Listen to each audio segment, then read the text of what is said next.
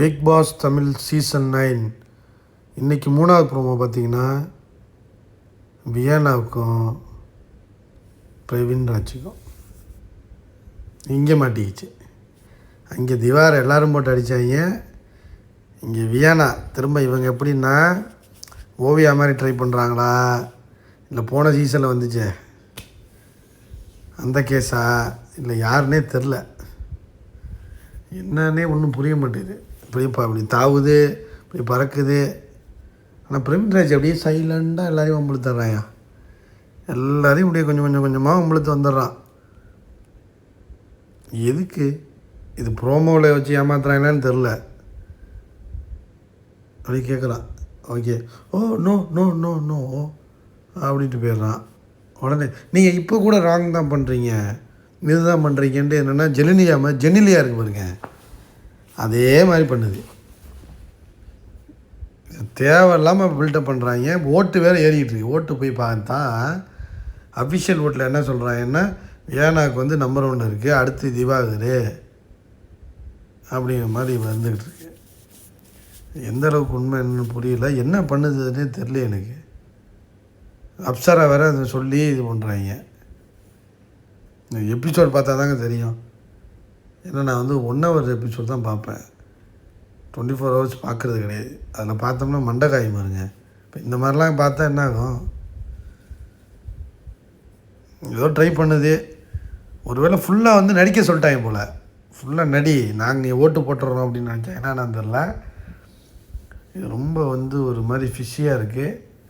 சம்மந்தமே இல்லாமல் தாவி குதிக்குது, எங்கிட்ட தாவி தாவி பதில் சொல்லுது. அது விஜய் சேதுபதி வரும்போதே அப்படி தான் சொன்னிச்சு, தாவி தாவி குதிச்சுக்கிட்டு. ஒன்றும் புரியல. ஓ கேட்க மாட்டிங்களா, இது பண்ண மாட்டிங்களா, அது பண்ண மாட்டிங்களான்னு சொல்லிக்கிட்டு இருக்கு. அது நின்று பதில் சொன்னாதான்னா நின்று கேள்வி கேட்க வேண்டியதானே, நின்று சண்டை போடுனாய. எதுக்கு குதிச்சுக்கிட்டு பறந்துக்கிட்டு? அதான் இந்த மாதிரி பார்க்கும்பொழுது தான் இதை வேறு ஓட்டு போடுவாங்க, இதே வேறு ஓட்டு போட்டு உள்ளே கொண்டு போயிடுவாங்க.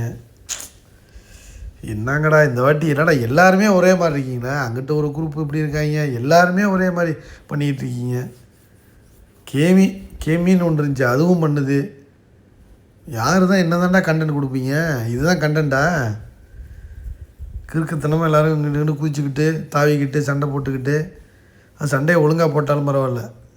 என்னன்னே புரியல. அது பிக் பாஸ் 9 புரியல. அதான் உண்மைதான், பார்த்தா புரியாது, பார்க்க தான் புரியணும். என்ன சொன்னாங்க, சொன்னால் புரியாது, அந்த மாதிரி ஆகிட்டாங்க.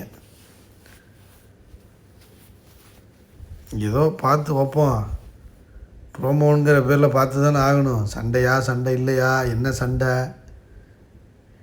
எல்லாம் எபிசோடில் தாங்க தெரியும். நம்ப முடியாது. எவனையாச்சும் ஒருத்தர் ப்ரொஜெக்ட் பண்ணுறதுக்கு இவங்களே ஒரு ப்ரோமோவை போட்டு ப்ரொஜெக்ட் பண்ணி விடுவாங்க.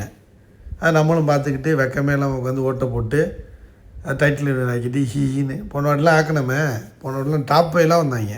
இதே மாதிரி ஒரு கேரக்டர் டாப் 5 வந்துச்சு. அது ஒன்றும் பண்ண முடியாது. அதுவும் கொஞ்சம் அதாச்சும் பரவாயில்ல, அதாச்சும் 24 hours கண்டென்ட் கொடுத்துச்சு. இவங்க என்ன பண்ணுறாங்கன்னு தெரில ஃப்ரெண்ட்ஸ். ஓகே ஃப்ரெண்ட்ஸ், பாய்.